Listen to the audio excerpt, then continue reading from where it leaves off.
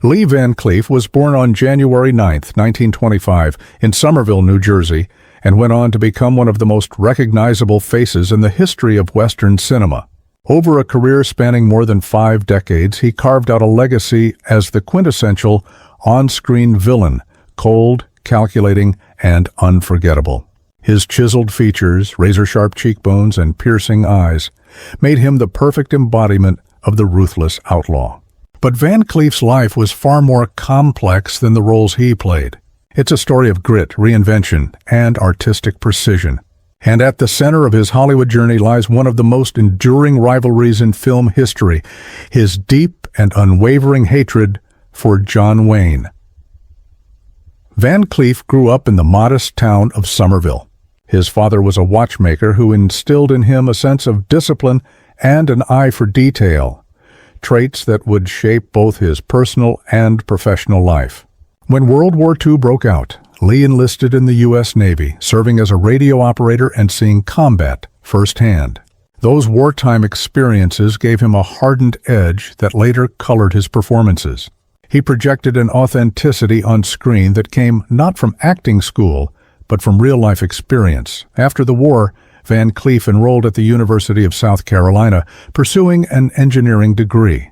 But Hollywood called, and he eventually abandoned academia to chase a career in entertainment. His start was humble. Uncredited roles, military extras, cowboys, and secondary characters. His sharp-edged appearance made him a natural fit for villain roles. One of his earliest notable appearances was in High Noon, 1952, where he played a silent henchman whose menacing presence stood out despite having no lines.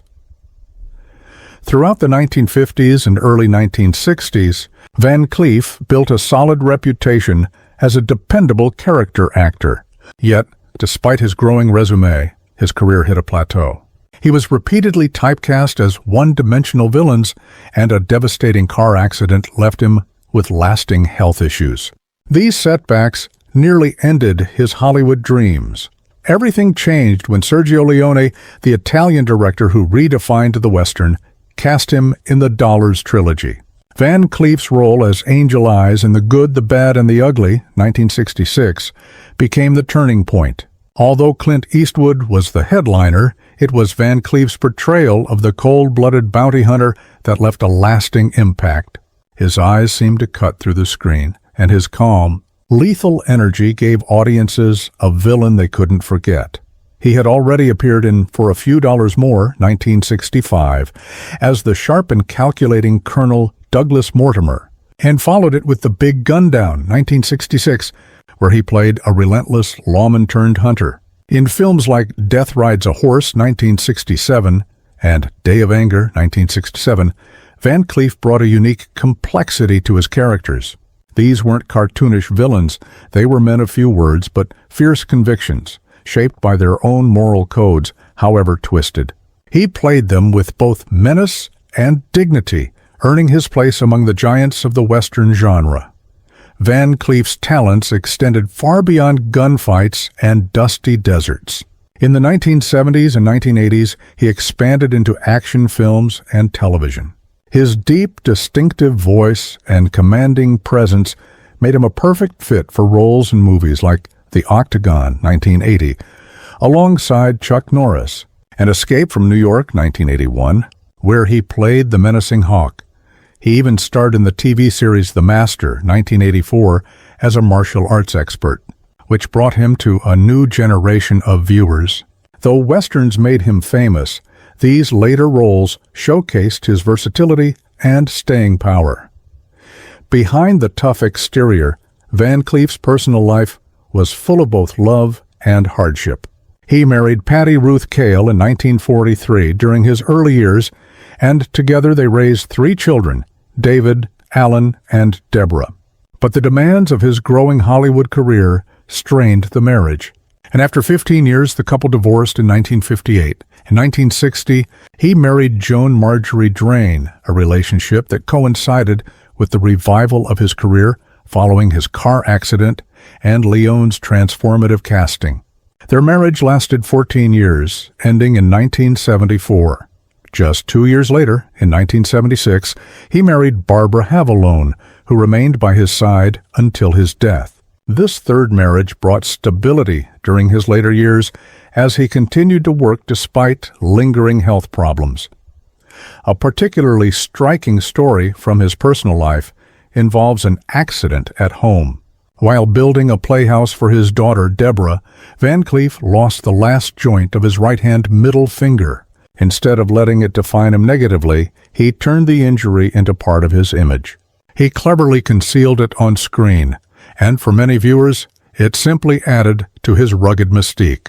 It also reflected his duality, the hardened villain on film and the devoted father at home. Among all his personal and professional stories, none is more legendary than his animosity toward John Wayne.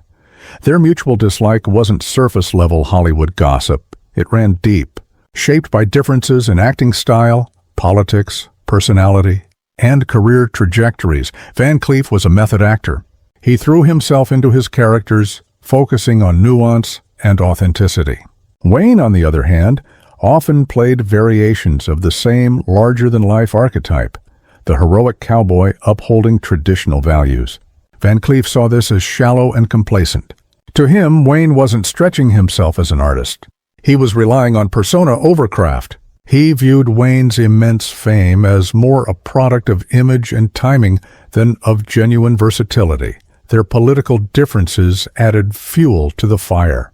Wayne was a staunch conservative, famously patriotic, and outspoken in his support of the Vietnam War. He embodied a rigid, traditional view of America. Van Cleef, meanwhile, leaned more toward progressive ideals and was sympathetic to the countercultural critiques of American imperialism.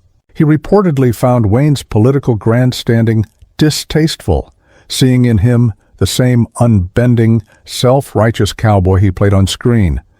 Their approaches to fame also clashed. Wayne had been a superstar from early on, enjoying unrivaled control over his projects. Van Cleef, meanwhile, clawed his way up through supporting roles, finally finding fame in European spaghetti westerns. Even then, his celebrity paled next to Wayne's. He resented how Hollywood, dominated by stars like Wayne, had kept him pigeonholed for so long. On a personal level, Van Cleef found Wayne overbearing.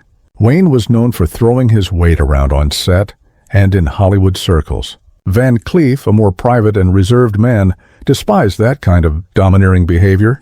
Stories from film sets suggest that whenever they crossed paths, tension filled the air. Wayne allegedly dismissed Van Cleef as just a character actor, a talented villain, but not a leading man. Van Cleef, in turn, saw Wayne as a symbol of everything he opposed: Hollywood superficiality, political rigidity, and the dominance of traditional Western heroism over more complex storytelling. Their rivalry mirrored a larger shift in the genre itself. Wayne represented the old guard, classic westerns with clear-cut heroes and villains, films like The Searchers and True Grit. Van Cleef represented the new wave, the morally gray world of spaghetti westerns like The Good, The Bad, and The Ugly. He believed his approach reflected the real moral complexities of the Old West, while Wayne's work peddled sanitized myths. The hostility between the two men lasted for years, becoming part of Hollywood folklore. It wasn't just about ego. It was a clash of values, styles, and ideologies. Van Cleef's hatred for Wayne was rooted in a fundamental difference in how they viewed art, politics, and fame. Lee Van Cleef passed away on December 16, 1989, at the age of 64, from a heart attack. His death marked the end of an era in Western cinema, but his legacy endures. He transformed the stock villain into a complex, compelling figure. Films like For a Few Dollars More and The Good, the Bad, and the Ugly remain cornerstones of the genre. His mix of menace, dignity, and charisma left a mark that still influences filmmakers and actors today. While John Wayne embodied the mythic hero, Van Cleef gave us the unforgettable face of the morally ambiguous West. And though their feud never truly faded, it remains one of the most fascinating rivalries in film history. A story of two legends who defined opposite sides of the same cinematic coin.